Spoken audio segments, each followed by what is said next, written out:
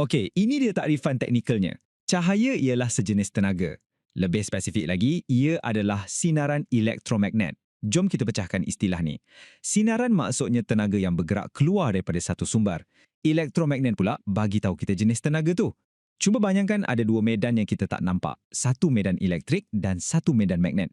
Dalam cahaya, dua-dua medan ni saling berkait, beralun naik turun, menari bersama sambil bergerak ke depan. Getaran medan elektrik akan hasilkan medan magnet dan getaran medan magnet itu pula akan hasilkan medan elektrik. Dan proses ni berterusan.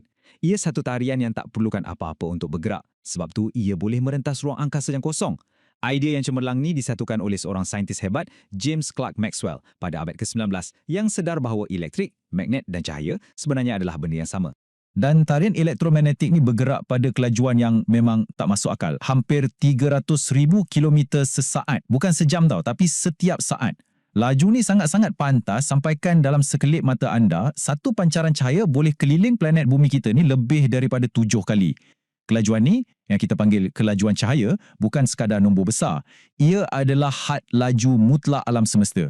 Menurut teori kerelatifan khas Albert Einstein, tak ada apa-apa yang ada jisim boleh capai apatah lagi melepasi kelajuan ni. Ia adalah peraturan asas dalam fabrik realiti kita.